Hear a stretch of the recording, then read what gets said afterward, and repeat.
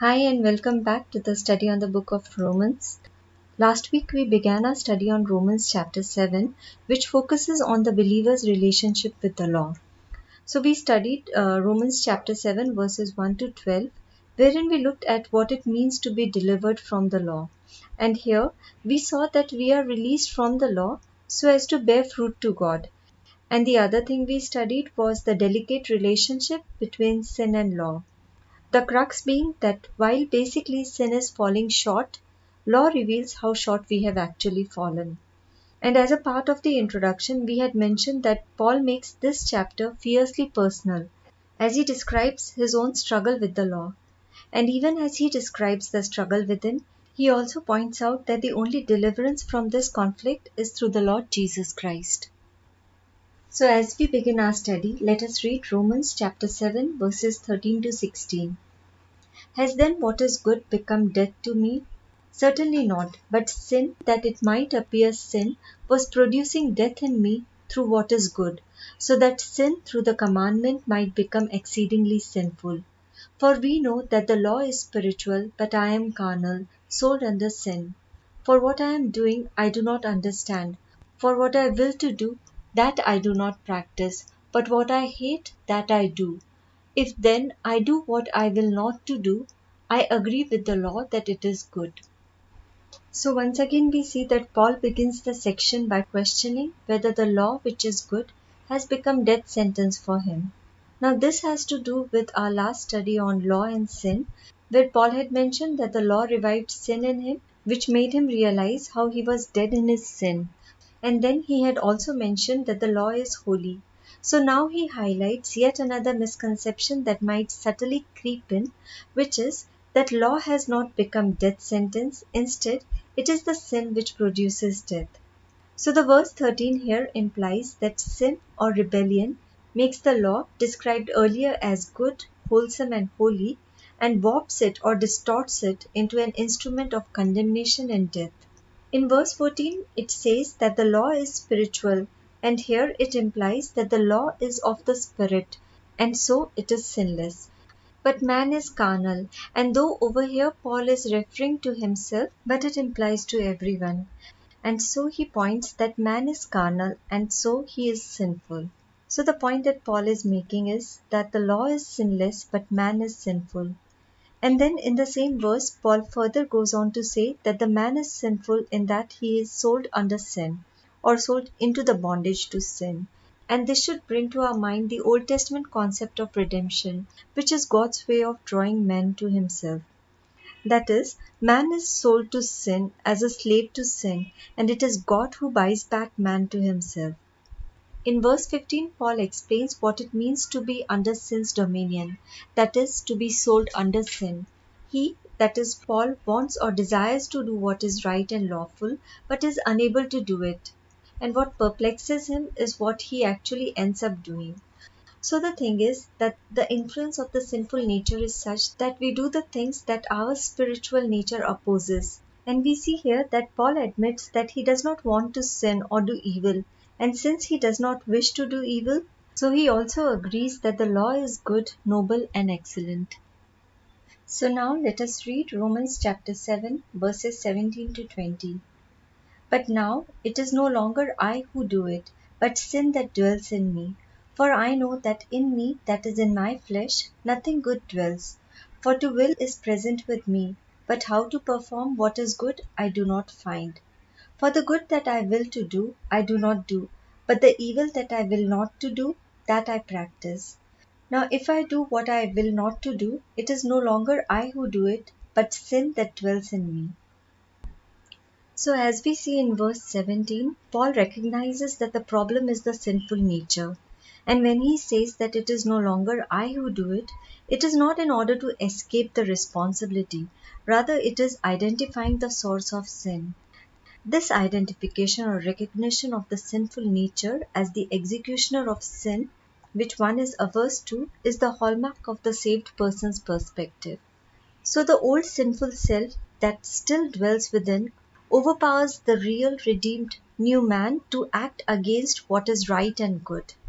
And again when Paul uses the parenthetical clarification for in me as in my flesh, it points that he is writing from a saved person's perspective. So that when he says, in my flesh nothing good dwells, he is recognizing that apart from the sinful flesh that dwells in him, there's also the Spirit of God dwelling in him.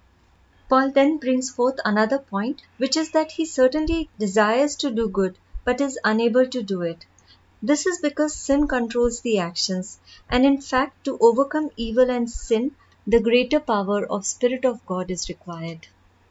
Now verses 19 and 20 seem to restate the idea of verses 15 and 17 respectively.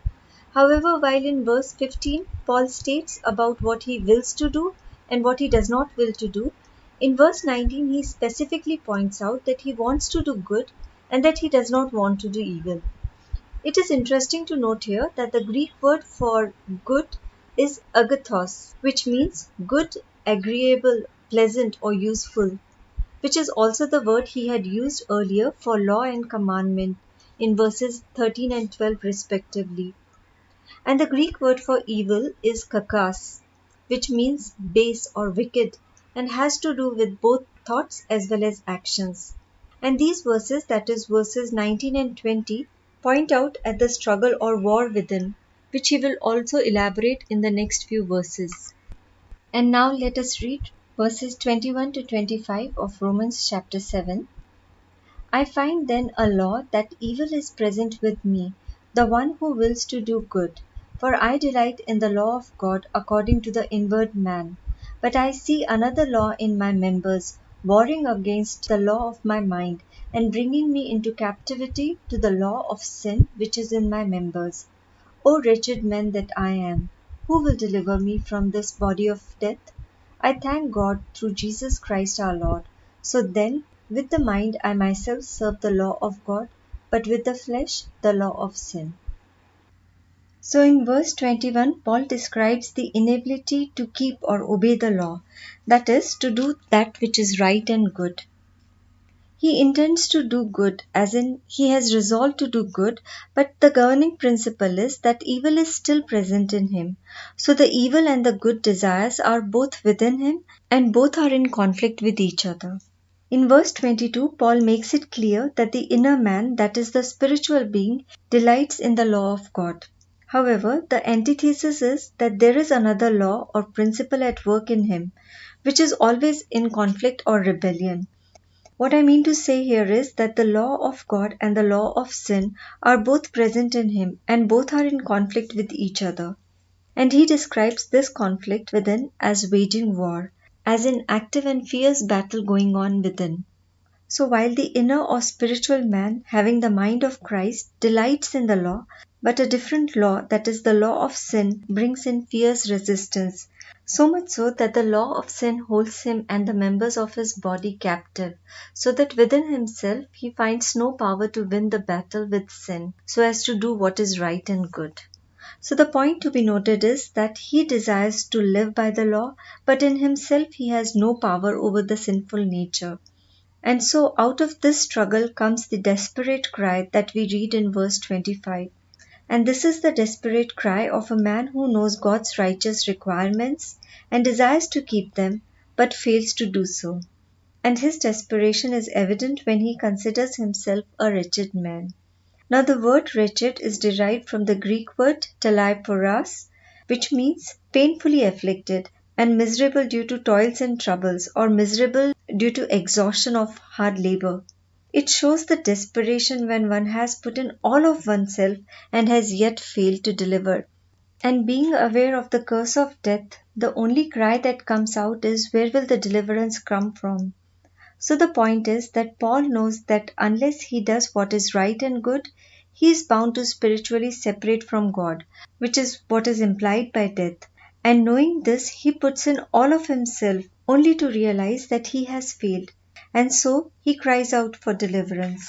So in light of the argument in verses 15 to 24, Paul concludes in verse 25 that with mind he serves the law of God and with flesh he serves the law of sin. So though the struggle within is real, we on our own can never make the spiritual man win over the carnal man. However, even in this struggle, we have victory in Jesus.